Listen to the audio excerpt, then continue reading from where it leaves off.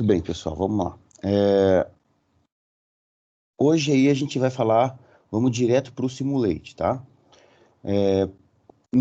Antes da gente entrar no Simulate, a gente vai ver as últimas informações teóricas que precisam, que é com relação à quantidade de replicações, ou o que a gente chama de corridas, né? E análise dos resultados, tá? É bem rapidinho, 5 minutinhos aí, só para a gente relembrar aquilo que a gente já viu. Na prática, a gente já construiu esse conhecimento aí nas aulas anteriores, né? Nessas 7 aulas anteriores. Então, vocês estão vendo bem a minha tela tudo aí, né? Tá tudo em ordem, né? Beleza. Beleza, obrigado. Então, na prática, a gente já viu isso daqui. A gente já falou sobre isso. Aqui é mais para a gente consolidar e depois fazer o uso disso lá num software, tá?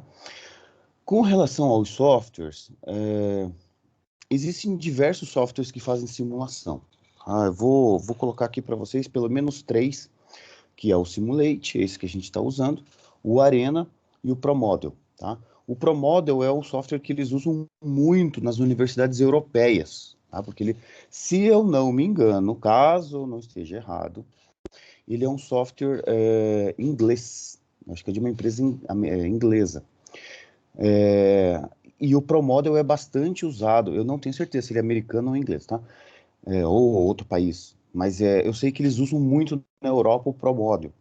Alguns alunos meus que fizeram intercâmbio lá naquela época, que tinha bastante intercâmbio, foram fazer as disciplinas de simulação lá e usavam o ProModel. Eu acredito que cada um desses 3 softwares não são os únicos, tá? Existem outros. Existem vários softwares de simulação específico para situações específicas, como, por exemplo, softwares, por exemplo, de linha de produção. Então, existem softwares só para isso. Existem softwares de simulação só para a área de perícia criminal, por exemplo. Ontem eu estava conversando com um amigo meu que é perito criminal na área forense de computação, e eles usam lá alguns simuladores específicos para perícia forense de computação. Então, existem diversas áreas que aplicam a simulação e existem softwares específicos. De modo geral, esses 3 são os mais conhecidos, né? Não são os únicos, mas são os mais conhecidos, que é o ProModel, o Arena e o Simulate. O Simulate, eu não tenho dúvida que ele é o mais simples de aprender, de começar a fazer as coisas. Então, para a gente começar a usar o Simulate, ele é o mais simples. O Arena, eu acho que ele é o mais complicado. Porém, a partir de um certo momento, o Arena ele começa a te dar mais recursos do que o próprio Simulate e o ProModel. Ele acaba tendo mais facilidades para fazer os modelos. Então, quanto mais complexo o modelo, a minha impressão que eu tenho é que a gente fica facilita mais a nossa vida com relação ao ProModel e principalmente ao Arena. Quanto mais, quando os modelos são simples, são coisas que não requer uma quantidade muito grande de interações e tal, o Simulate ele é muito, muito adequado para o que a gente precisa. Tá? Então, escolher um software aí é uma das tarefas do tomador de decisão. Existe sempre a alternativa, e é isso que eu queria conversar com vocês hoje também. Existe a alternativa eu vou até abrir aqui para vocês esse 5 aqui, que fala sobre isso, tá? Não, é o 5. Não, não é esse. É o 4, tá? Que ele fala um pouquinho da evolução dos softwares, tá? Eu acho que é importante a gente só trocar uma ideia, porque o que acontece? Deixa eu mostrar aqui, ó.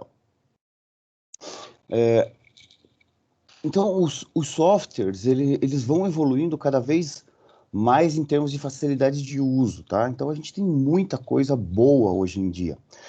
Mas ainda não significa que a linguagem de programação específica, ela não esteja ganhando um espaço, tá? Por que eu quero dizer isso para vocês aqui?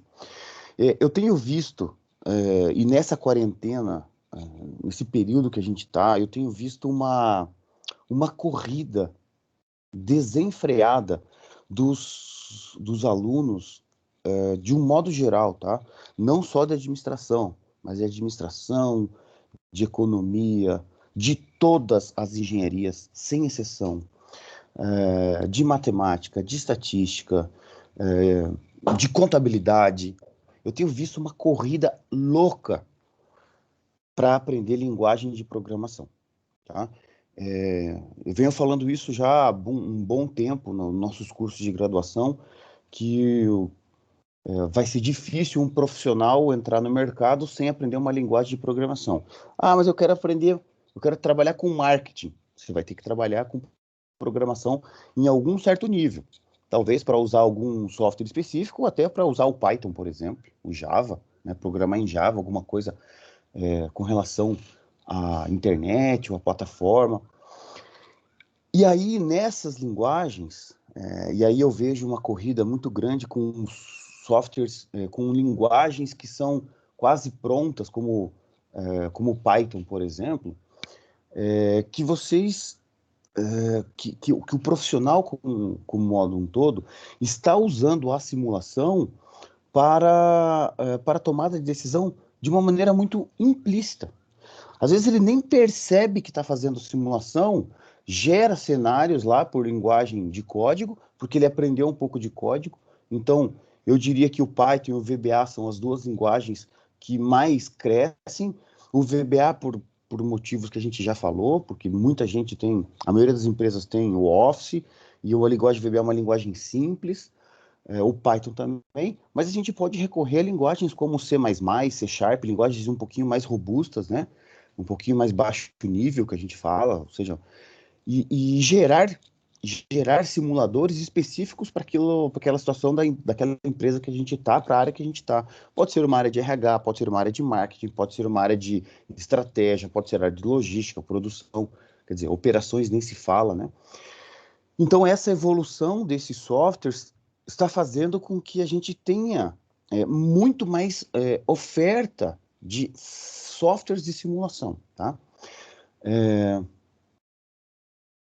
Deixa eu passar aqui só para vocês terem uma ideia. É, aqui, por exemplo, é a carinha do Arena. O Arena tem essas caixinhas aqui, ó. Tá? E aí, cada vez que você clica aqui, você tem as configurações. É bem parecido com o Simulate, porém ele já vem direto aqui as informações. Mesma coisa, você coloca uma caixinha de entrada, uma caixinha de atendimento, uma caixinha de saída, dá 2 cliques e configura lá, tá? O Extend é outro software. Vejam que eles têm as mesmas caras. A gente tem hoje muita prototipagem de simulação em software tridimensional, muita coisa. A gente já está usando muita ferramenta lá de design gráfico, de desenho mesmo animado, de animação para fazer simulações, porque isso convence, né, no momento que você enxerga isso na simulação. E aqui é uma coisa bem importante, né? Quanto maior a qualidade da animação, da imagem, maior o custo que a gente vai ter, investimento, custo como um todo, tá? Não só investimento em software, mas em pessoas, em preparação, em tempo, nesse sentido, tá? E quanto mais simples a gente tem fazendo o nosso modelo de simulação, por exemplo, se eu for lá em código C Sharp ou até em VBA e programar minha simulação lá, mais rápido eu tenho essa solução, um custo muito menor, muito mais fácil e a decisão muito mais simples. Então, vai daquilo que você está interessado, tá? Então, eu só queria mostrar isso para vocês. Aí, o que acontece? Então, dentro da simulação, todos os softwares vai ter as mesmas coisas, as mesmas lógicas, tá? O conceito de simulação, ele não vai mudar independente do software. Por mais que seja um software super avançado, as etapas que você vai ter, ou os conceitos, são os mesmos, tá? Então, a gente tem algumas definições aí que é importante de vocês conhecerem, dominarem isso, tá? O regime transitório e permanente, tá? A gente vai falar um pouquinho disso um pouco mais detalhado lá na frente, mas basicamente regime transitório é uma situação eventual que acontece. O regime permanente é como Pensem sempre assim, regime permanente é como se fosse uma fábrica trabalhando 24 horas por dia. Ou seja, eu estou rodando sem parar, tá? Simulação terminal ou simulação em regime, a gente já vai falar um pouquinho sobre isso. As medidas de desempenho, que são os principais, os indicadores de desempenho. Então, aí a gente começa a juntar, por exemplo, ferramentas de gestão, como o Balance Scorecard, por exemplo, que você cria todo um ambiente para transformar a estratégia de uma empresa em indicadores de desempenho.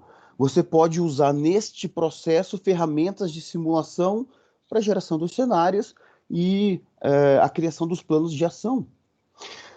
Então, é isso que eu quero trazer para vocês também, além da simulação, é mostrar que dentro dos processos estratégicos e táticos de tomada de decisão das empresas, as ferramentas quantitativas elas são extremamente úteis para aumento do poder de decisão, para aumento da confiabilidade na decisão. A minha experiência em termos de aplicação do BSC me diz aí que sempre em 2 ou 3 meses, dependendo do tamanho da empresa, 3 meses aí para fazer um balance scorecard bem feito, tá? Se for uma empresa muito grande, talvez até 6 meses, um ano. Mas uma empresa de médio porte ou um setor de uma empresa grande, com 2 ou 3 meses é possível fazer um balance scorecard bacana, tá? Se a gente incorporar modelos de simulação, eu deixo uma estrutura enraizada que eu transformo em minha estratégia em planos de ação, já com as medidas de desempenho implementadas no modelo de simulação. E conforme eu vá mudando a minha estratégia ou a minha a minha forma de atuar, a minha ação em si, o meu plano de ação, o meu objetivo estratégico, eu posso ir fazendo simulações, gerando cenários e identificando como é que ficam aqueles indicadores de desempenho lá do BSC, por exemplo. Tá? E aí, para que a gente tenha essa validação, a gente vai precisa entender agora, que é a aula principal de hoje, o que é uma replicação, o que é replicação, o que é uma rodada, tá? E como é que a gente tem um resultado, que é no intervalo de confiança que a gente já viu. Então, o regime transitório nada mais é do que aquele período que a gente está se adaptando ainda para aquele processo. Ou seja, por exemplo, no lançamento de um dado, tá? Então, imagine que eu estou querendo medir aqui a média acumulada, a média dos números obtidos pelo dado, tá? O dado vai de 1 a 6, a gente espera que o resultado fique próximo dos 3, entre 3 e 3,5, porque é média, teoricamente todo número tem uma chance igual de acontecer, mas até eu chegar na casa dos 3, eu tenho um período que posso estar lançando dado e só aparecer 1, 2, 1, 2, e aqui a minha média vai dar bem baixa, tá? Então, só a partir de um certo tempo que ele estabiliza. E isso tem a ver lá com a lei dos grandes números, né? Que se eu pego um N de eventos muito pequenininho, uma amostra muito pequenininha, eu posso estar com uma quantidade de informação não suficiente para qualquer tipo de decisão, qualquer tipo de inferência que a gente chama. Tá? Então, o regime transitório é justamente esse período. Eu tenho que compreender, para cada coisa que eu estou fazendo, se existe ou não existe esse regime transitório, primeiro, né? E se existe, até que momento que isso vai acontecer. Qual é a partir de qual momento que eu deixo do regime transitório e passo para o regime permanente, tá? Qual é o momento que essa instabilidade, justamente porque o meu sistema ainda está se acomodando, para daí eu começar a medir as coisas aqui de verdade no regime permanente. Imaginem assim, para a gente ficar bem claro o que é o regime transitório e permanente, que o que nos importa, obviamente, é o regime permanente, né?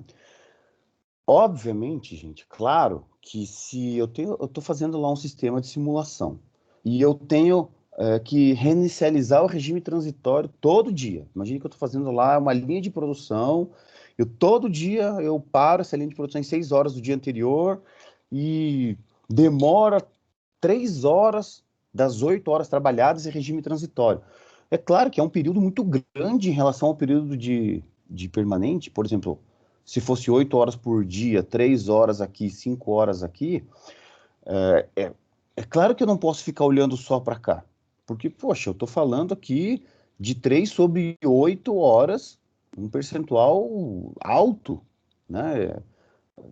30 e poucos por cento aí, é um percentual alto do meu dia no regime transitório. Então, eu tenho que tomar algumas ações aqui para a gente diminuir esse período de regime transitório.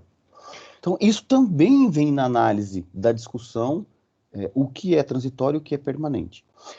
Quanto mais rápido eu chego no período permanente, melhor, porque é o período onde que eu vou coletar as informações efetivamente, onde que eu vou coletar. Aqui é que eu vou tentar descobrir os gargalos, é aqui no regime permanente que eu vou tentar descobrir as médias, os indicadores. Por quê? Porque aqui ainda não está bacana, ainda não está como deveria. Mas por que que não está como deveria? Então, agora que eu vou dar um exemplo. Imagine que eu tenho uma linha de produção com 4 máquinas sequenciais, tá? Máquina 1, máquina 2, máquina 3, máquina 4. Tá? 4 máquinas. Cada máquina demora meia hora para fazer o processo numa peça lá. Tá? Então demora meia hora, meia hora, meia hora, meia hora. Coloca a primeira peça às 8 horas da manhã. Às 8h30 da manhã, a primeira peça sai da máquina 1, entra na máquina 2, e a segunda peça começa na máquina 1. Tudo bem? Nesses 30 minutos, a máquina 2, a máquina 3 e a máquina 4, elas ficaram completamente paradas. Mas foi porque elas quiseram ficar paradas? Foi porque elas não estavam produzindo como deveriam? Foi porque essas máquinas elas estavam quebradas ou em manutenção? Não. Elas não produziram porque ainda não tinha peças lá. Ou seja, eu ainda estou no regime transitório. Passou uma hora, a peça 1 saiu da máquina 2, a peça 2 saiu da máquina 1, a peça 1 foi para a máquina 3, a peça 2 foi para a máquina 2, a peça 3 foi para a máquina 1. Andei um pouquinho para frente. Passou mais uma hora e meia, a peça 1 foi para a máquina 4. Você veja que em uma hora e meia de processamento, a máquina 4 estava completamente parada. Seria justo eu falar que essa máquina ela está ociosa? Tire a máquina e coloque uma pessoa. A pessoa ela só pode pegar a peça depois que passar na mão das outras 3 pessoas. Seria justo eu falar que essa pessoa ela está ociosa, que eu vou aumentar o trabalho dela? Não, porque ela não está, ainda não, ela não tem serviço para fazer nesse processo que foi inicializado a uma hora e meia anterior. Então, só com uma hora e meia que ela começa a trabalhar, tá? Por isso, a diferença entre uma coisa pontual e alguma coisa que tem um regime que não para nunca. As peças do dia anterior já estão inicializadas nas mesas das equipes do dia seguinte. É uma outra situação. E aí, com 2 horas, depois de 2 horas, é que cada máquina efetuou. A máquina 4 fez um processo, a máquina 3 fez 2, a máquina 3 fez 3, a máquina 1 fez 4.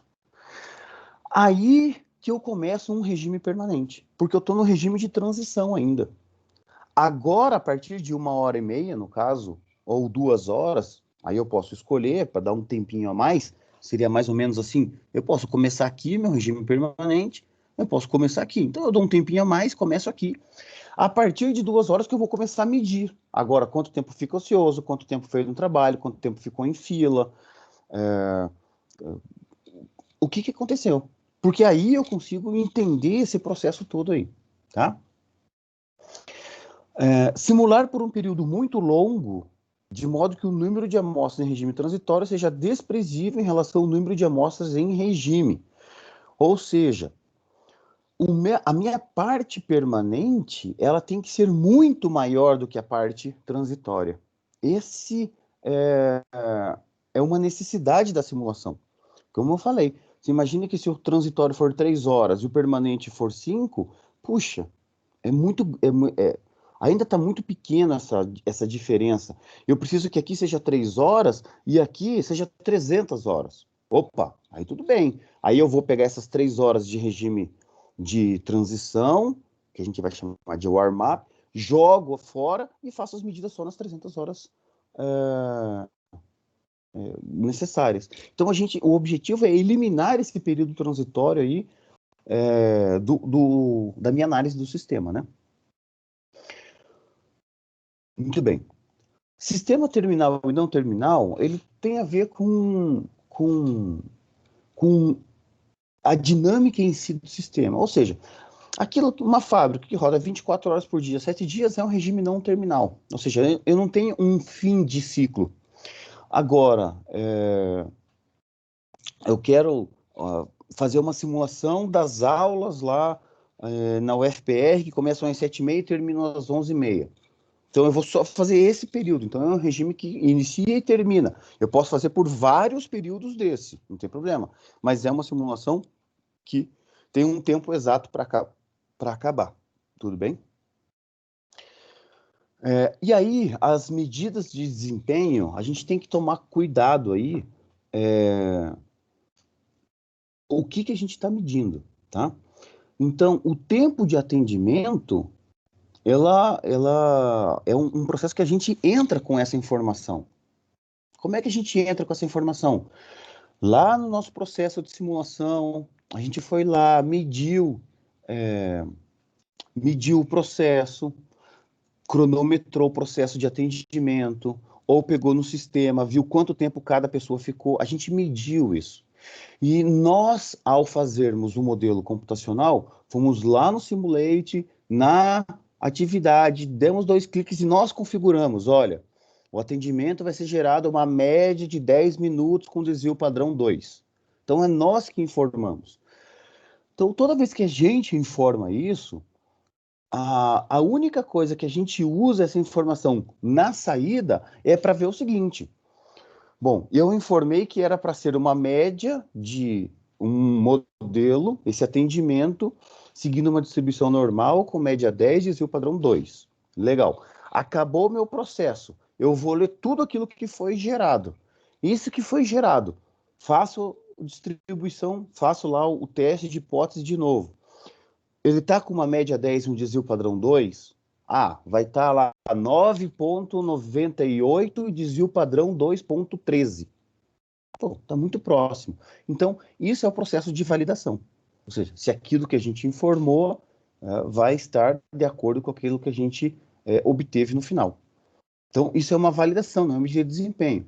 Agora, se eu consigo medir lá no meu sistema o número de clientes que desistem do atendimento devido ao excesso da fila ou o tamanho da fila, isso é uma medida de desempenho, o número de desistentes.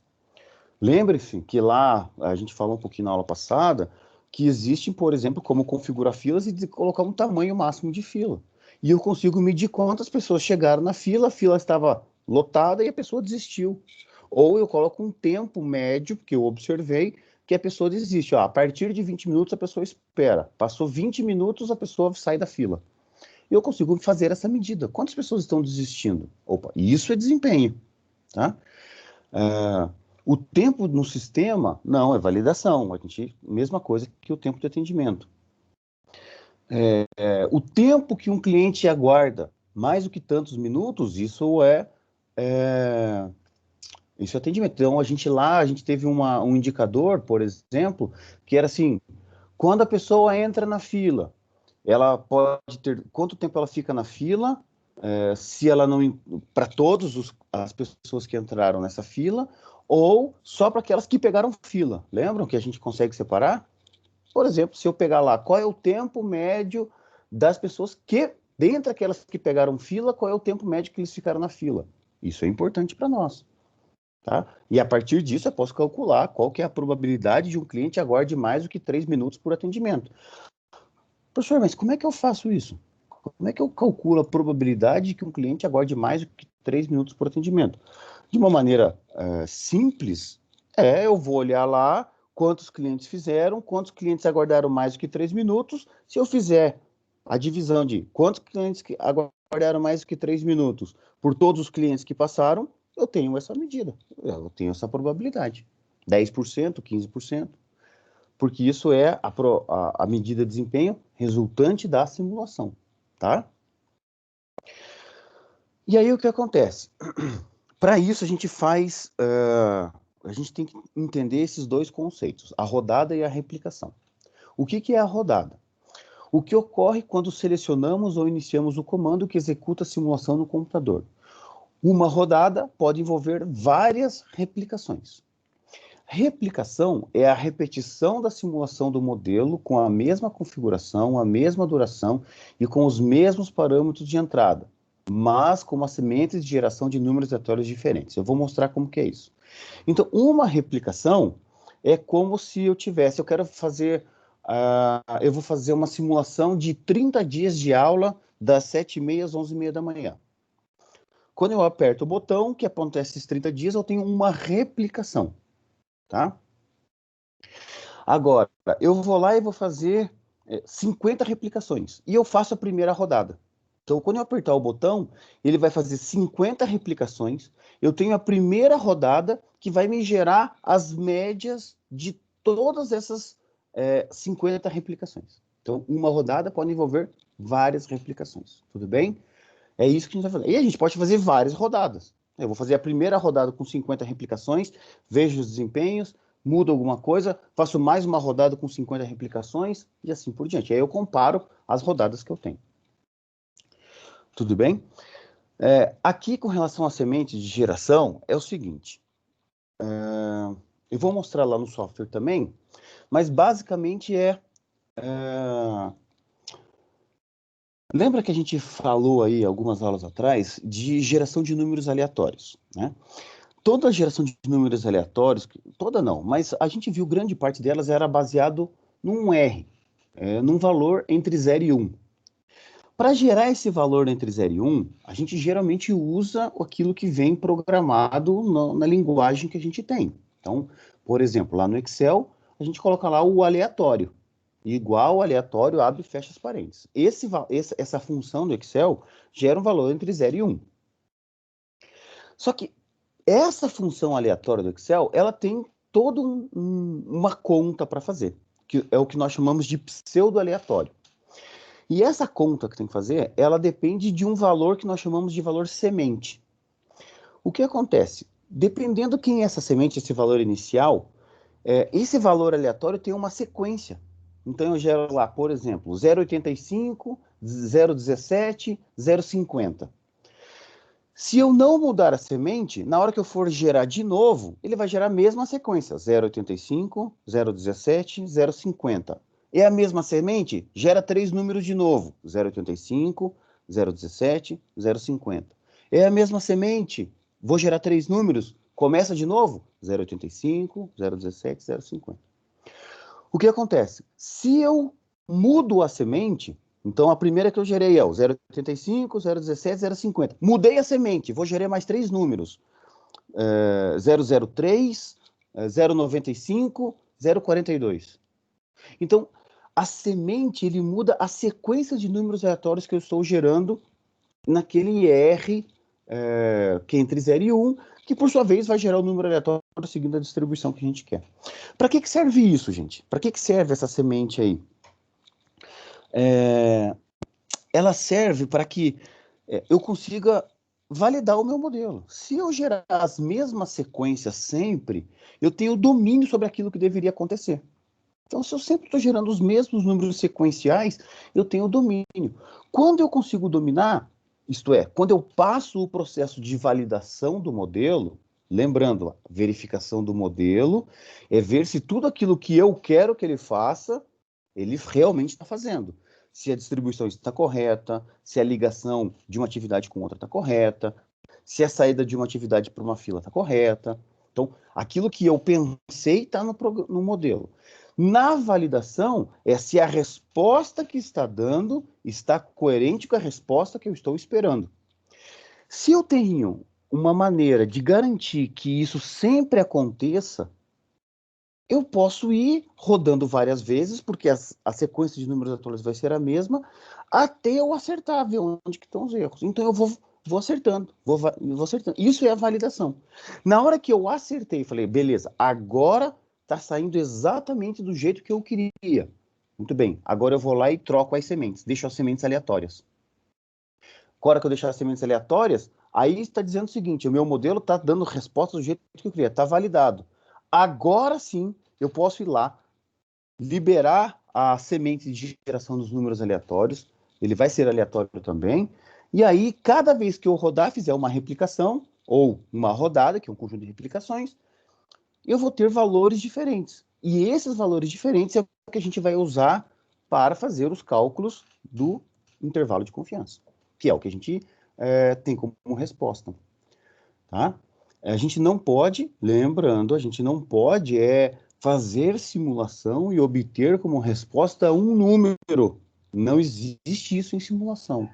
Em simulação, a resposta sempre é dada em intervalo de confiança. Por quê?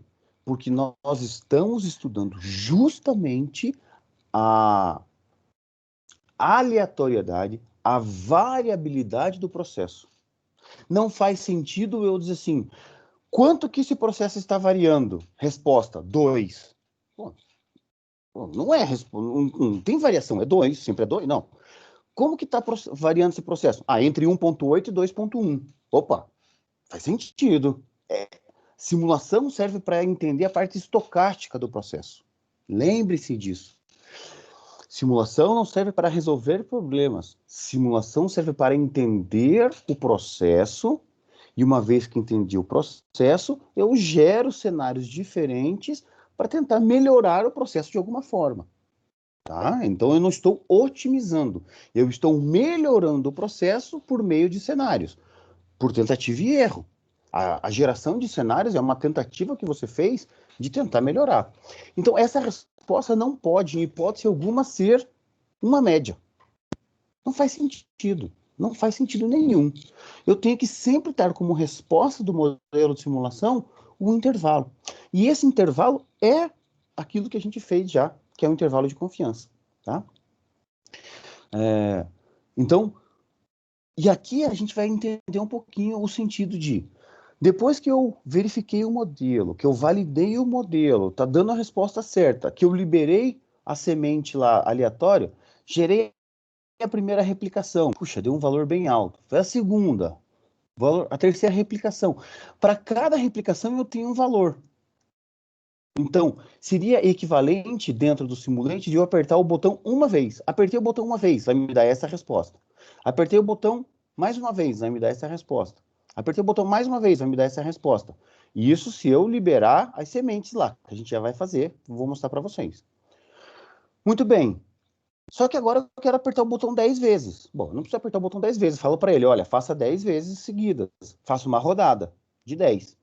Quando eu faço uma rodada de 10, cada um desses valores aqui vai me dar uma média, um desvio padrão. Bom, se eu tenho uma média de desvio padrão, eu posso lá fazer o cálculo do intervalo de confiança, que a gente já fez, tá? Então aqui a gente já sabe como que faz. Tem lá a confiança 99, 95, 90, calculo o T-Student, baseado lá no índice de confiança, baseado no N, né? Esse valor a gente consegue pegar lá no Excel, tá? E aí eu tenho como resposta aqui. Tenho como resposta um intervalo, olha, com 80%, essas 10 replicações com 80% de confiança, vai me dar aqui entre 0,65 e 2,43. O que é isso? A média de pessoas em fila. Então, com 80% de confiança, eu posso dizer que eu vou ter entre 0,65 e 2,43 pessoas na fila. Então, se a pessoa te perguntar assim, olha, eu vou lá naquele banco lá e eu queria saber quantas pessoas vai ter na fila. Você pode dar a resposta para ela. Cara, na média, é uma pessoa e meia na fila. Ou seja, entre uma ou duas pessoas vai estar na fila. Você pode dar essa resposta para ele. É uma maneira. Mas é muito mais confiável se você der uma resposta assim. Quantas pessoas estão no banco? Cara, olha só. De 8 em cada 10 vezes que eu vou lá, vai ter entre 0,65 e 2,43 pessoas na fila. Ó, Com 99% de confiança, até 3,6. Pô, é uma informação um pouquinho mais robusta, né? Se o cara quer saber, por exemplo, se...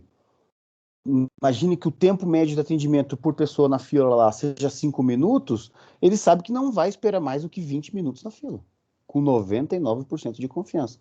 Ou seja, de 99 de cada 100 vezes que acontecer, se uma pessoa tem um atendimento médio ou tem um tempo de espera médio de 5 minutos, 99 de 100 eu vou esperar menos que 20 minutos. É essa a informação que eu quero. É isso que o meu sistema de simulação tem que dar como resposta. E aí, como avaliador, eu tenho que dizer, esses 3,63 vezes 5 vai dar 18 minutos e pouquinho. Ele me agrada? É isso que eu espero que o sistema responda? A simulação não vai trazer essa resposta. O domínio do problema e o conhecimento do processo seu, do tomador de decisão, é que vai dizer: esse tempo aqui, 3,6 pessoas, com uma média de 5 minutos por pessoa, vai dar mais ou menos 18 minutos de espera. Na pior das hipóteses, na pior das hipóteses, na pior das hipóteses, em 99 de 100 vezes que alguém vai lá, na pior das hipóteses, ele vai esperar acima de 18 minutos. Tá bom? Tá adequado? É isso mesmo que eu quero? Ah, é isso mesmo. Não, tá beleza, tá adequado. É uma chance muito pequena do cara ficar acima de 20 minutos. Então significa que o meu sistema está medido bem. Agora, se eu preciso que nesse banco a pessoa nunca fique acima de, sei lá, 8 minutos na espera, bom, então eu vou ter que mudar o processo. Vou ter que mudar o processo. Porque do jeito que está, isso aqui não vai estar adequado. Vai acontecer várias vezes da pessoa esperar mais do que 8 minutos, por exemplo, na fila. Então, eu gero a simulação para fazer com que esse intervalo aqui gere uma quantidade de pessoas que, no 99 de 100 vezes, ele fique no máximo 8 minutos, por exemplo, na pior das hipóteses. Então eu estou superestimando o meu sistema. E é assim que a gente tem que fazer a resposta, tá? Por meio do intervalo de confiança.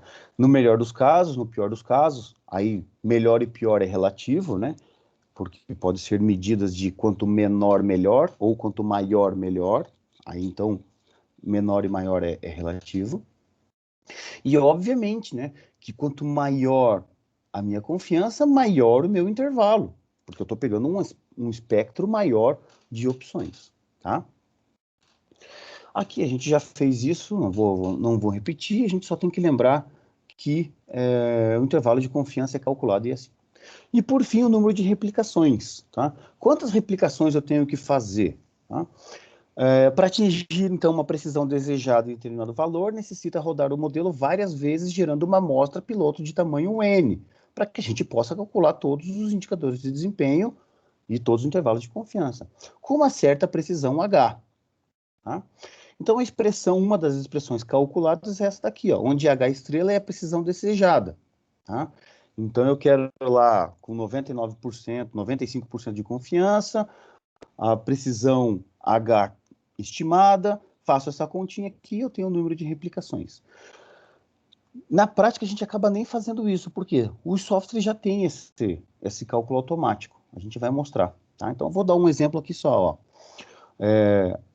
Eu preciso que a opção obtida foi de 0,95 minutos. Tá? Cuidado aqui que a precisão obtida, 0,95. E eu quero que uma precisão de meio minuto, tá? 0,5. Então, a opção obtida, a opção desejada, 20 replicações, eu tenho que fazer aqui 73 replicações para que isso aqui dê certo.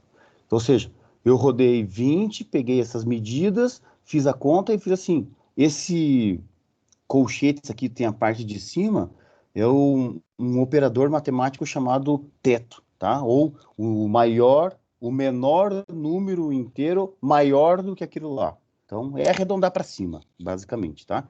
Quando ele está só a parte de baixo, é arredondar para baixo.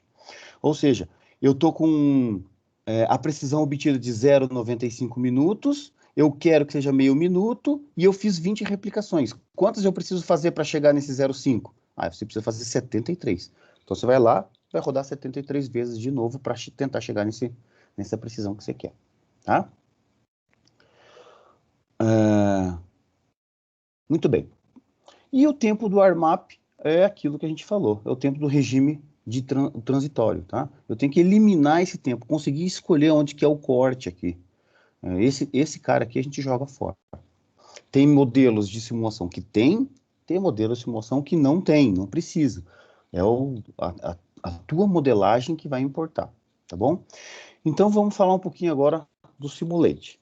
Vamos lá para fazer essas operações. Então eu vou passar um exemplo aqui e aí a gente já começa a desenhar isso, tá?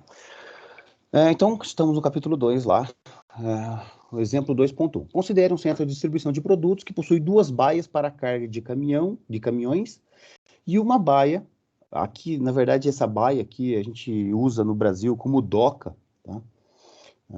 A baia é só um espaço, mas a doca em si é onde que faz a carga e a descarga.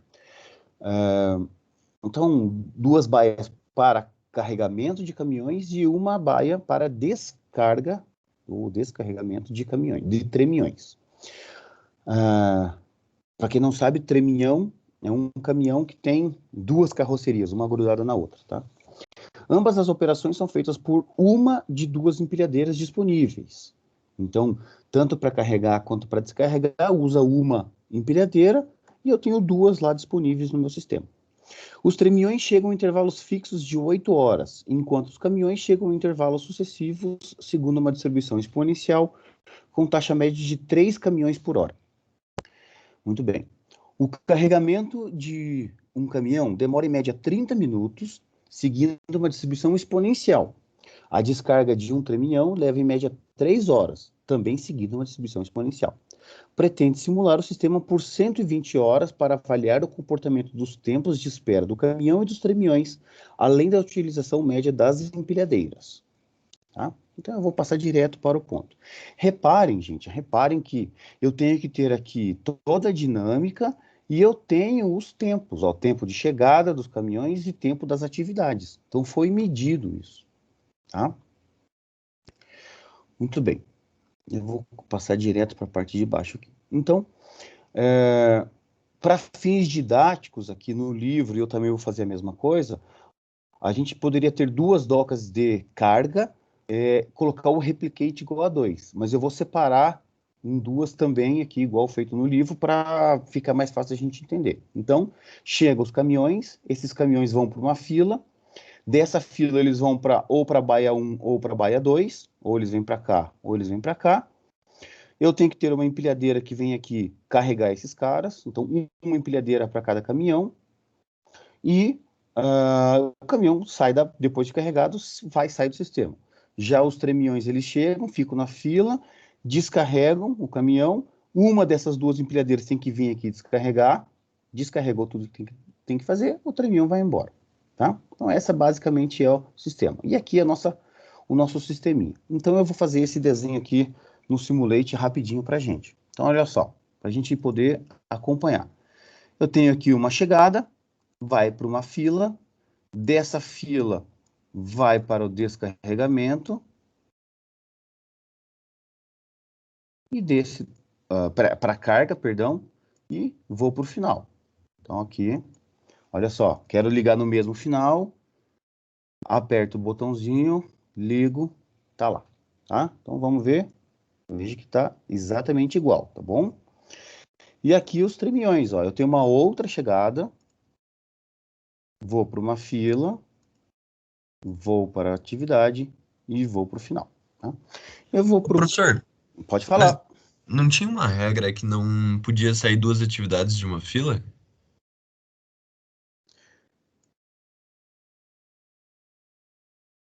Tem. Não é que é uma regra, é uma boa prática, tá? É uma boa prática. Eu vou aqui. Porque didaticamente é o seguinte: aqui a atividade é igual. tá? Então, eu não tenho regra nenhuma de separação para essa fila, tá? Então, eu vou deixar claro isso, porque senão vai confundir mesmo, João, você tem razão. Isso aqui é uma coisa que eu não gosto de fazer. Mas quando que isso aqui é permitido fazer? Quando não tenho nenhuma regra de vir para cá ou vem para cá, tá? Por isso que o correto, até o melhor, seria se eu pegasse essa atividade aqui, como eu tenho essa atividade é de carga do caminhão, seria eu pegar aqui e falar assim, ó, replicate igual a 2. Pronto. Tá? Por quê? Porque ele simplesmente vai. Se essa atividade estiver livre e tiver gente aqui, ele vai puxar alguém para fazer isso.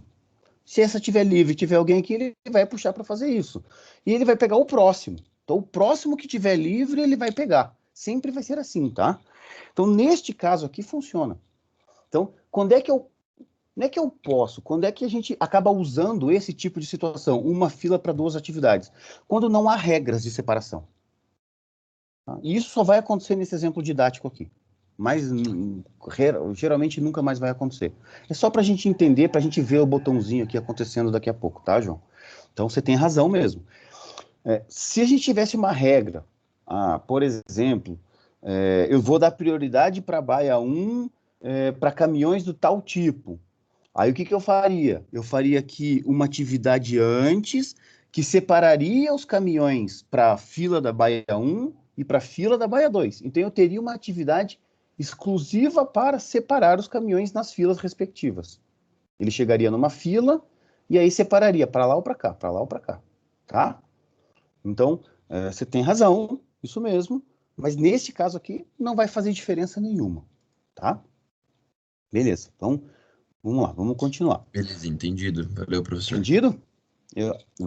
Vai parando aí se precisar, sem problema nenhum. Então, a chegada agora, vamos ver os tempos lá que eu não lembro de cabeça. Vamos olhar aqui. Olha só. Eu vou fazer aparecer aqui tudo, né? Então, a gente vai lá, vai fazer aparecer. Aqui já tem. Depois eu só mudo o nome. Tá? Daí aqui eu posso agora mudar o nome dessa galera. Então aqui vou fazer assim, ó, chegada de caminhão. Aqui eu vou colocar a chegada de treminhão. Aqui eu vou colocar aqui fila para carga. E aqui eu vou colocar fila para descarga. Descarga. Aqui eu vou chamar de baia 1. Aqui eu vou chamar de baia 2. E aqui eu vou chamar de baia 3. Aqui eu vou colocar então saída de caminhão. E aqui eu vou colocar, vocês já vão entender porque eu estou colocando o nome. Saída de treminhão. Tá? Deixa eu aumentar aqui um pouquinho.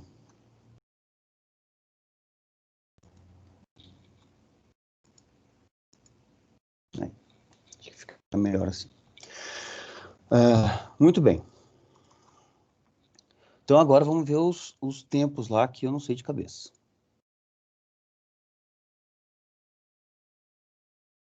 Tá. Os treminhões chegam em horário fixo de 8 em 8 horas e os caminhões exponencial com média 3 horas. Então peraí, professor, vamos lembrar o seguinte, toda vez que eu faço o modelo, eu tenho que ir lá em arquivo, preferências, não posso esquecer disso, distância, setar para 0. Tem certeza? Tenho. Primeira coisa é isso. Segunda coisa agora, antes de fazer, eu tenho que ir lá nos dados e regras, nas propriedades do relógio e dizer, vou fazer tudo em horas. Tudo em horas. Tá? Depois a gente configura o que a gente está fazendo. tá? Muito bem, agora sim eu vou configurar esse cara. Chegada de caminhões é uma exponencial de 3 em 3 horas. Reparem aqui, ó, horas. Tá vendo? Ok. E aqui, na chegada de caminhões,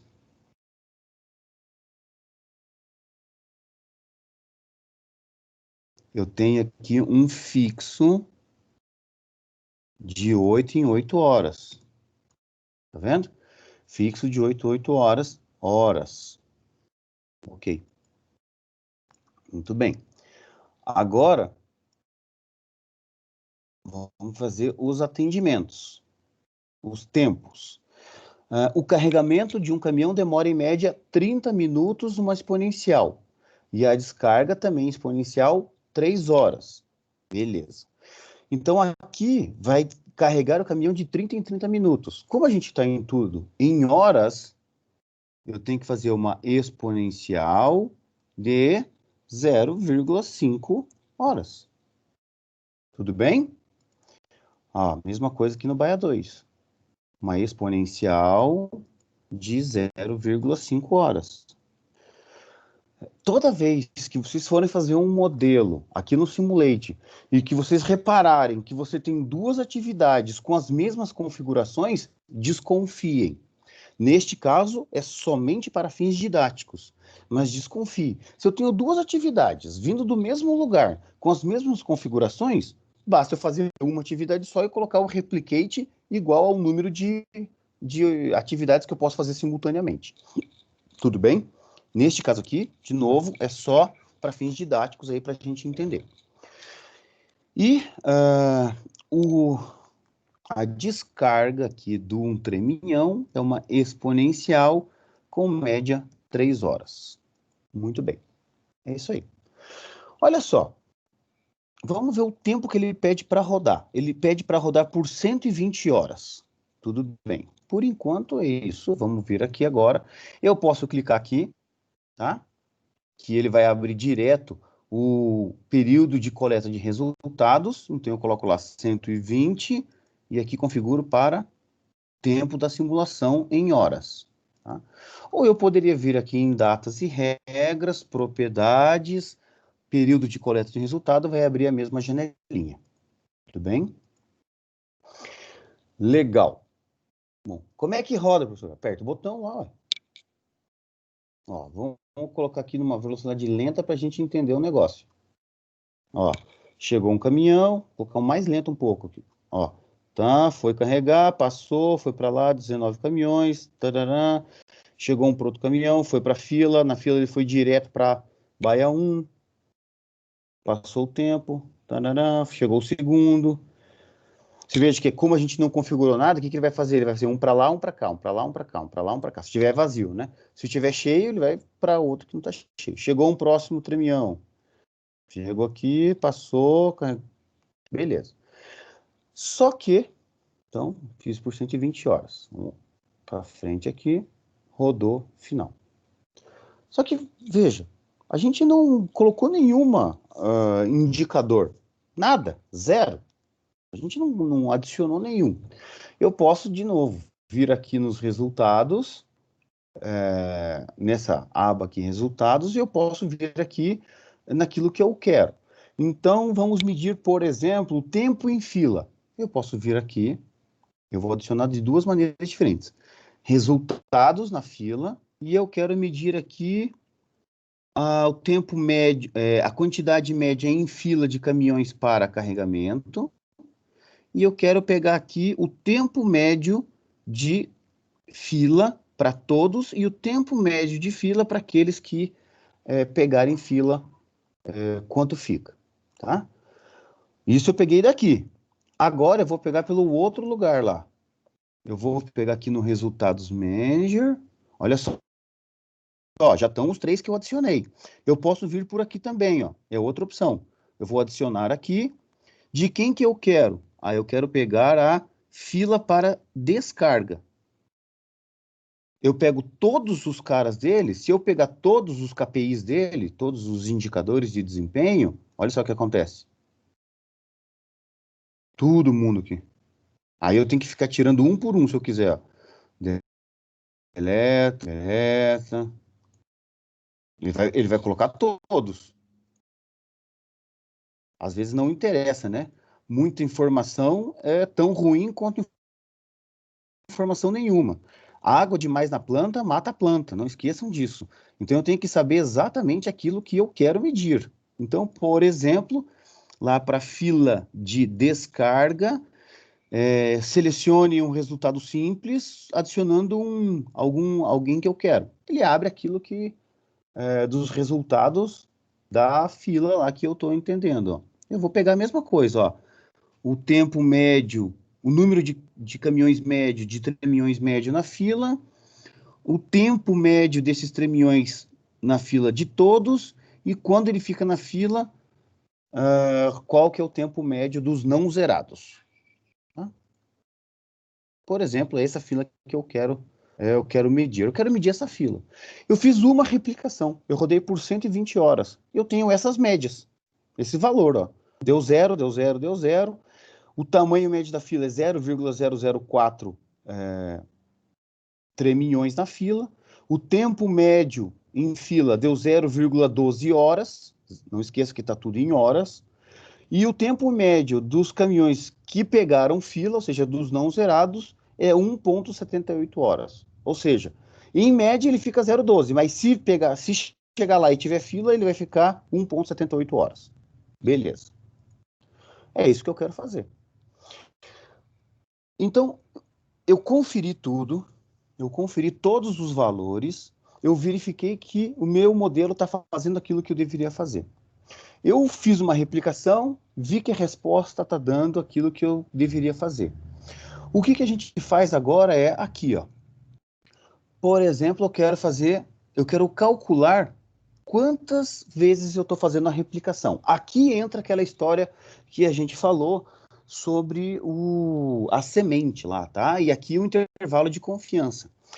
O que importa para mim, o que mais importa para mim, com 5% de confiança e 95%, 5% de precisão e 95% de confiança, é, por exemplo, o tempo de médio de fila dos tremiões que pegam fila. Isso é o que me importa. E também esses dois aqui. Então eu vou jogar para cá, ó. Esse e esse. Esses dois indicadores são os dois indicadores que mais me importam, é aquilo que eu quero medir, é a partir disso que eu quero entender o gargalo do meu sistema. Quem toma essa decisão? Você, a pessoa que fez o modelo de simulação. O que eu estou dizendo com isso? O que ele está fazendo aqui no Trial Calculator? Parece estranho, né? Não é da época de vocês, né? O Cacete e o Planeta, mas parece o Trial Calculator Tabajara, não. Mas é o Trial Calculator. O que ele vai dizer? Aquela conta de quantas replicações que nós temos que fazer, ele vai basear nisso daqui. Ele vai fazer os testes para a gente, ó. Ok. Ele está dizendo para nós, ó, está fazendo os testes. Ó, a precisão está diminuindo e ele está fazendo a rodada. Ó, demora, gente. Ele já está em 6.000 rodadas aqui, 9.000 rodadas, ele está fazendo por estimativa. A precisão está em 17, ele só vai parar quando esses dois valores aqui chegarem em 5%. Ó, pode ver que aqui ele está, quantos testes está fazendo. Então ele está fazendo uma simulação para fazer uma simulação de quantas replicações tem que fazer para garantir para a gente os 5% de precisão lá. E ó, ele vai convergindo, ó, o intervalo de confiança aqui convergindo somente para calcular, olha só, somente para calcular quantas rodadas eu vou fazer. Ou quantas replicações por rodada que eu vou fazer. Tá? E assim vai. Aqui não tem como acelerar, tá? Isso aqui é um processo matemático que não tem como acelerar. Eu posso parar de fazer isso aqui. Eu posso parar de fazer isso aqui e ele vai calcular tantas mil rodadas lá. 5.000 rodadas. Tá? 5.000 replicações por rodada. Então agora ele já deu a resposta daquele teste lá. E aí ele está dizendo agora, olha só. Para um período de 120 horas, 120 horas que nós estamos rodando, o tempo médio dos tremilhões que ficaram na fila, quando eles tiveram fila, ou seja, dos não zerados, a média 1,66 e ele fica entre 1,48 e 1,83, com uma precisão de 95%. Agora mudou um pouco, né? Aqui a gente pode clicar e ver o gráfico da distribuição dela, tá? Então, agora a nossa resposta está bem mais decente. Se a gente olhar só o tempo médio em fila, você veja que ele está entre 0,22 horas até 0,31 horas, com uma média de 0,26 horas. É aqui que a gente vai analisar o resultado, tá? Muito bem. Uma vez que eu fiz isso, então aqui, ó, quando a gente colocar Trial Setup, ele vai estar lá quantas rodadas ele fez, ó, 609 rodadas. 609 rodadas. Eu posso mudar isso daqui. Eu posso mudar aqui para 1.000 rodadas, 800, 30, sem problema nenhum, tá? Posso dar um nome para essa rodada, sem problema nenhum. E aí, quando eu quiser rodar de novo, eu vou lá e aperto Run Trial. Tá fazendo 609 vezes, 609 replicações, cada replicação com 120 horas. E aqui está a resposta média. Repararam que não mudou nada, né? Os valores. Não mudou nada, por quê? Porque agora eu fiz o processo de verificação, fiz a validação e agora acabei de ver quanto que eu tenho, quantas replicações por rodada eu tenho que fazer para atingir a precisão que eu quero. Depois que tudo isso estiver pronto, eu vou vir aqui em avançado, olha só,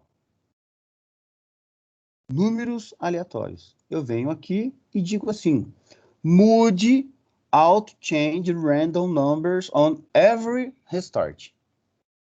Cada vez que você fizer uma replicação, ele muda a semente. Agora eu estou dizendo, cada uma dessas 120 horas vai ter valores aleatórios sendo gerados diferentemente. Vocês entenderam? Diferentemente. Cada uma daquelas 609 replicações vão ter sementes aleatórias diferentes. Vão ter uma sequência de chegadas, uma sequência de atendimentos diferentes. Professor, como assim? A gente não falou aqui que, por exemplo, o carregamento era uma exponencial de meia hora? Média, meia hora? O primeiro caminhão que chegou, 32 minutos. O segundo carregou em 23. O terceiro em 40. 32, 23, 40. 32, 23, 40. 32, 23, 40. Para cada uma das 609 replicações. Quando eu faço aqui Auto Change, o primeiro é 32, 23, 40. O segundo é 50, 10, 32. O terceiro é 35, 39 e 23. E assim por diante. Quando eu faço um OK aqui, agora sim, se eu for rodar lá de novo, agora eu posso apertar aqui o Run Trial de novo, esse botãozinho, ou vir aqui e apertar o Run Trial. É a mesma coisa, tá? Agora eu estou mudando. Agora eu estou fazendo simulação de verdade. Agora eu estou... Cada vez eu estou como se fosse um dia diferente, um período diferente de 120 horas. Não mudou aqui porque, obviamente, o sistema é muito simples. É muito simples. Mas agora eu estou tendo respostas, obtendo respostas aqui com tudo aleatório. Tá? Com tudo aleatório. Tudo bem? Entretanto, o nosso exercício específico, ele não quer medir isso, não quer medir essa fila. Porque não é essa fila. O que importa aqui é que existem duas empilhadeiras disponíveis. E esse é o nosso objetivo de hoje.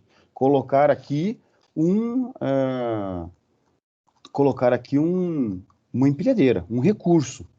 Algo que eu tenho limitado. Então, vamos lá para baixo. Vou mostrar aqui agora a utilização de um recurso. Então, vamos ver como é que fica isso. Muito bem. Vamos colocar aqui o recurso. Tá? E agora vamos ver os elementos desse recurso. Veja que ele já está um nome mostrado. Eu posso mudar o nome dele aqui. Vamos colocar o nome de empilhadeira. Empilhadeira. E ele automaticamente ele já vem com 10 empilhadeiras. Tá? O que a gente quer é com 2. Então, eu posso mudar aqui na barra de cima, ou eu posso vir aqui 2 cliques e mudar aqui na barra de baixo. Tá? Então, hoje a gente só vai utilizar esse recurso. Esse é o nosso objetivo de hoje. Muito bem. De alguma forma, eu tenho que vincular e dizer o seguinte, olha, esse processo aqui precisa de um caminhão, que é aquilo que está sendo gerado, e precisa de uma empilhadeira. Só que eu tenho 3 baias e somente 2 empilhadeiras. Significa que se uma baia tiver um caminhão, mas não tiver uma empilhadeira disponível, essa baia aqui não vai ser utilizada, porque não tem o que fazer. O caminhão tem que ficar lá esperando. Só vai funcionar quando eu tiver a baia livre e uma empilhadeira livre. Para isso, eu preciso vincular essa empilhadeira com isso. Como é que a gente faz isso? Bom, uma vez que eu configurei a empilhadeira, tá? Então, vamos olhar aqui as configurações da empilhadeira. Eu posso colocar aqui também, por exemplo, nos resultados, a utilização da empilhadeira e... Não, vou colocar só o tempo de utilização. Quantos por cento ela está sendo utilizada de todo o tempo, tá? Aqui a gente vai ver nas próximas 2 aulas, não se preocupem com isso. E agora eu vou vincular aqui, nessa atividade, eu preciso desse recurso. Então, nessa atividade, eu vou vir aqui em recurso e digo assim, olha, eu quero adicionar um recurso. Qual recurso? É o único que existe. Na hora que eu coloquei o meu modelo, o meu recurso aqui no meu desenho, ele vai aparecer para a gente aqui. Ok. Muito bem. Então, eu posso adicionar, remover, mostrar, né, display. E aí, olha só as opções que nós temos aqui embaixo. Ele precisa do recurso antes de coletar qualquer work item. Isto é, eu estou dizendo assim, nesta atividade, eu só vou trazer um item de trabalho, no nosso caso é um caminhão, aqui para fazer a atividade, se eu tiver um recurso disponível. Então, eu preciso do recurso antes de coletar qualquer outro item. E eu libero esse recurso assim que a tarefa estiver completada. Ou seja, bom, o caminhão está lá esperando na fila. Ele não vai encostar na baia enquanto não tiver empilhadeira. Liberou minha empilhadeira. Tem um caminhão na espera? Vem, junta tudo, faz a carga. Acabou de fazer a carga, o caminhão é liberado para cá e eu libero esse recurso assim que já tiver a tarefa liberada. Já fica livre para ir para outra, tá? Eu posso selecionar um recurso por label, que é a nossa aula que vem, que a gente vai fazer, e eu posso tentar deixar aqui enquanto ele não sai da fila. Posso travar o meu recurso, não é o caso. E aqui em detalhes, eu não selecionei ninguém, então eu tenho que selecionar aqui, e eu vou lá em detalhes essa empilhadeira. Aqui vem os detalhes deste recurso nesta atividade, deste recurso empilhadeira nessa atividade baia 1. O número que eu preciso é um número mínimo e máximo. Então é o seguinte, professor, eu posso chegar lá, imagine que eu tivesse 10 empilhadeiras. Beleza, se eu tivesse 10 empilhadeiras e eu colocasse aqui, o mínimo é uma e o máximo é 5 empilhadeiras, por causa do espaço físico. Significa que quando eu tivesse uma única empilhadeira, o tempo que eu vou ter é o tempo gerado pela atividade. Se eu tivesse 5 empilhadeiras ao mesmo tempo trabalhando, obviamente que eu vou dividir esse tempo por 5. Ele vai ser inversamente proporcional. Tá? Quanto mais empilhadeiras, mais recursos eu tenho liberado, menor o tempo que eu tenho disponível. Por quê? É como se eu estivesse fazendo em paralelo as coisas. Quando a gente coloca mínimo e 1 e máximo e 1, significa que eu preciso ter uma pessoa aqui. Tá? Eu tenho algumas opções aqui no recurso. A opção normal, pede aqui e libera aqui o recurso. Ou seja, ele usa e libera. Eu posso ter a opção dele pedir aqui, mas ele não libera o recurso. Vou te dar um exemplo para vocês. Imagine uma pizzaria, onde é que eu tenho a massa de pizza num lugar, estou fazendo a massa, e eu tenho lá a bandeja de pizza. Essa bandeja, ela está por um processo de lavagem, etc. Na hora que eu vou montar, as duas se juntam. Então, essa bandeja é um recurso que ela vai ser utilizada várias vezes. No momento que ela está com a pizza e a bandeja, eu vou colocar lá, faço o recheio, etc. A bandeja permanece junto com a pizza, vai para aquele forninho de esteira, por exemplo. assou. No que assou, vai ter um processo de tirar a pizza, colocar no prato, essa bandeja sai e vai para a fila de novo de bandejas a serem utilizadas. Então, seria esse caso. Eu tenho uma atividade de montar a pizza, eu não preciso da bandeja. Montar a massa, né? Fazer a massa, não precisa montar a bandeja. Montar a pizza, eu preciso colocar na bandeja. Então, eu requiro, existe a palavra, será? Eu peço aqui, eu pego aqui o meu recurso, mas eu não libero o recurso, porque agora eles vão fazer uma parte só. Faço um processo que é o recheio, coloquei o recheio. Faço um processo que é assar a pizza, assei a pizza. Tudo isso, então, nesses processos intermediários, eu coloco aqui, somente mostre essa lógica, essa pizza. Então, em uma atividade, eu juntei a pizza com a bandeja, aí, atividade de rechear, eu simplesmente vou selecionar como display only. Aí, a atividade de assar, display only.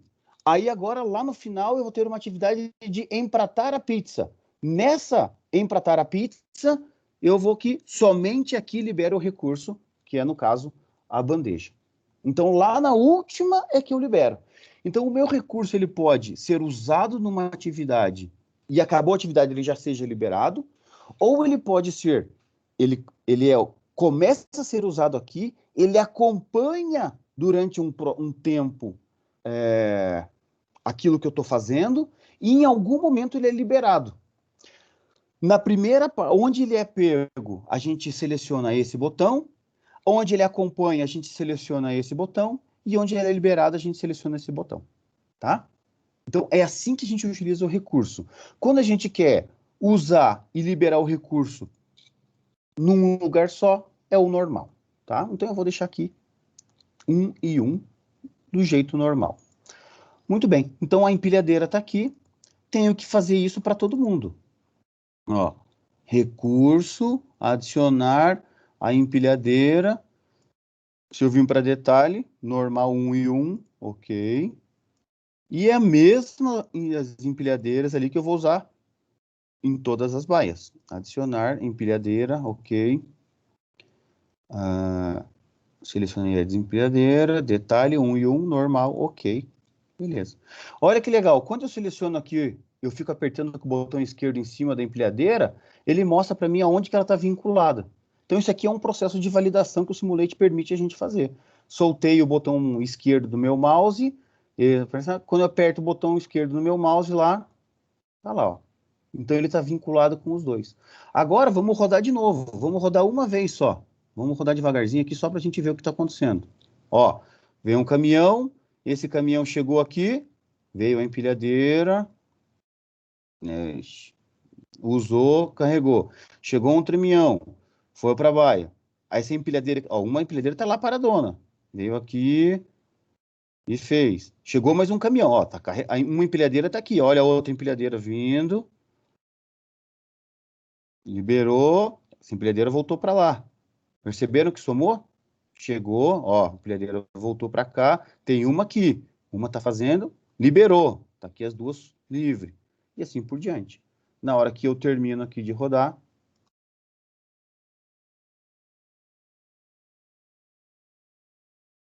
posso vir aqui nos meus resultados e vou ver. Vou rodar o trial para a gente ver o que acontece.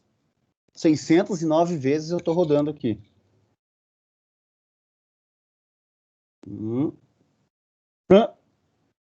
Tá aqui. Então, olha só. Já agora mudou, né? Agora, ó, aumentou aqui um pouquinho. Aqui não mudou muito, aqui já aumentou um pouquinho. A utilização está em 25%. Eu estou usando 25% só disso. Pô, eu tenho empilhadeira sobrando aí, tá? Por exemplo, eu posso vir aqui e mudar essa empilhadeira para uma só. O que que vai acontecer? Vou zerar aqui, reset. Eu venho aqui na empilhadeira, por exemplo, e vou mudar para uma empilhadeira. Será que vai mudar o meu sistema? Vai mudar o meu negócio? Run trial. Está lá rodando as 609 vezes de novo. Vamos ver os resultados. Opa! A empilhadeira já ficou sendo utilizada 51% em média um intervalo de confiança entre 50% e quase 52%. O tempo em fila aqui para descarga aumentou um pouquinho, já ficou entre 0,47 e 0,59 horas. O tempo de quem ficou na fila já aumentou para 1,47 e 1,71. E assim por diante. Já começou a aparecer fila aqui na carga que não tinha antes, porque agora só tem uma empilhadeira para trabalhar. E aqui, gente, a gente consegue agora entrar, e aí, como eu falei para vocês que toda aula, na anterior, hoje e nas próximas duas eu ia repetir, aí aqui a gente começa a entender as 3 ações que são possíveis de resolver um problema. 3 ações. Dentre várias ações, a gente acaba se resumindo sempre a 3. Primeiro, eu posso contratar mais, ou seja, eu tenho uma empilhadeira, eu posso aumentar a empilhadeira. Eu tenho uma baia, eu posso aumentar a quantidade de baias. Tá? Contratação. A segunda é treinamento. Aqui eu tenho um tempo médio de 30 minutos. Se eu fizer mudanças aqui, treinamentos, melhoria de layout, alguma coisa que esse tempo médio saia de 30 minutos de carga para, por exemplo, 22 minutos, qual é o impacto que eu gero? Então, o primeiro é contratação, seja contratação de mais pessoas, de mais equipamentos, de mais espaço, contratação. O segundo é treinamento. Vou diminuir os tempos de atendimento porque a pessoa ou o equipamento ou a atividade ficou melhor, ficou com um desempenho melhor. E a terceira é melhoria no processo, que é aquela que é a mais barata de todas. Aqui, por exemplo, eu poderia, sei lá, botar uma fila única, qualquer lugar pode fazer qualquer coisa. Vou mudar o processo. Eu tenho que chego aqui, caminhões, chego tremiões, vai para uma mesma fila. E aí, baseado quem é, se é caminhão ou tremião, ele pode usar qualquer uma dessas baias. Não existe uma baia exclusiva. Opa, estou mudando o processo. No meu processo aqui, eu estou dizendo que a baia 1 e a baia 2 são exclusivas para carga e a baia 3 é exclusiva para descarga. Vou mudar o processo e vou dizer qualquer baia pode servir para qualquer coisa. Ou vou mudar o processo e vou dizer assim, vou dividir o meu dia em 2 pedaços, de manhã e tarde. De manhã, as 3 baias servem só para descarregar e de tarde, as 3 baias servem só para carregar. Estou mudando o processo. Você já imaginou se fosse fazer um teste físico com isso lá no CD, no armazém? Pessoal, essa semana nós vamos fazer o seguinte, até meio-dia só descarrega, e depois do almoço, da 1h30 em diante, a gente só carrega. Vamos fazer, ver o que acontece? Você imaginou o impacto no custo? E se for uma porcaria essa mudança? E se essa ideia que você teve foi ruim? E atrasar tudo? Quanto tempo eu vou demorar para voltar para o meu processo normal? Ótimo, usa o modelo de simulação. Eu posso fazer isso aqui, por que não vou fazer? Não, vamos fazer o seguinte, libera todas as baias. Chegou o caminhão, entra numa fila só e a baia que estiver livre vai, independente se ele é carga ou descarga. Já imaginou fazer isso na prática? Que impacto que isso não vai dar? Por isso, a gente usa a simulação. Agora, mudar o processo aqui no modelo de simulação, poxa, moleza, né? É só eu configurar aqui a parte computacional, rodar e ver o desempenho. Qual que é a melhor? Bom, dentre aqueles cenários que eu fiz, o que tiver, por exemplo, menor tempo de fila de espera, o que eu conseguir utilizar melhor os recursos, melhor. Cuidado, tá? Aqui, por último, para a aula de hoje, para a gente fechar isso. Cuidado que quando a gente estiver analisando recursos, um resultado bom é que ele consiga fazer tudo aquilo que ele está fazendo com a menor utilização possível. É normal a gente inicialmente pensar assim, nossa, aquela empilhadeira lá está sendo utilizada 25% do tempo. No caso, como eu tinha 2, cada uma está sendo utilizada 25% do tempo. Então, ela fica lá de cada 8 horas, 2 horas trabalhando e 6 horas parada. Beleza. Vamos arranjar alguma coisa para elas fazerem, porque eu tenho lá um recurso que não está sendo utilizado. Não é isso, gente. Bom, se eu tenho um processo ocioso, eu posso reaproveitar esse recurso para outra coisa, aumentar a quantidade de atividade delas. Eu posso reaproveitar. Agora, o nosso objetivo não é maximizar o uso do recurso. O nosso objetivo é melhorar o meu processo, tirar gargalos, eliminar filas, fazer um atendimento melhor. Se para isso eu uso pouco recurso, ótimo, melhor. Que bom, tá? Que bom que é assim, que legal, bacana. Significa que eu posso eliminar recursos se for necessário. Pô, eu tenho 2 empilhadeiras, só uso uma. Vende a outra, faz dinheiro, aluga outra, ganha dinheiro com isso. Então, cuidado que a gente tem uma tendência natural de achar que a gente tem que usar o recurso de qualquer jeito. É a história do funcionário, né? Isso em RH vocês devem estudar e estudar melhor do que eu. Ah, vamos fazer isso, fazer com que o cara trabalhe o máximo possível.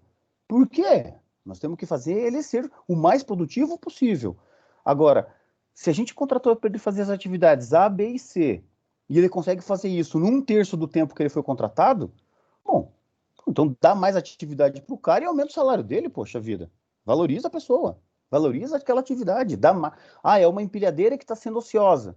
Bom, bota mais atividade para a empilhadeira fazer. Não tem? Aluga as outras empilhadeiras. Vai chegar, tudo tem um limite. Imagine que nesse processo aí, a empilhadeira, ela está sendo usada, eu coloquei só uma, ela foi usada 50%. Legal, mas é necessário usar a empilhadeira aqui? É. Então, paciência, ué. Paciência. Está usando os 50%, está dando conta do recado. É isso. Tá, acabou, não tem problema. Então, essa consciência da utilização dos recursos é o que o modelo de simulação nos proporciona, tá bom? E aí a gente pode analisar os resultados sempre no intervalo de confiança aqui. Tá adequada essa resposta? Se sim, ok. Se não, que tipo de mudança que eu vou fazer aqui? Que tipo de mudança que eu vou fazer no sistema para, por exemplo, olha, eu quero diminuir esse tempo aqui. Eu quero dar uma prioridade máxima.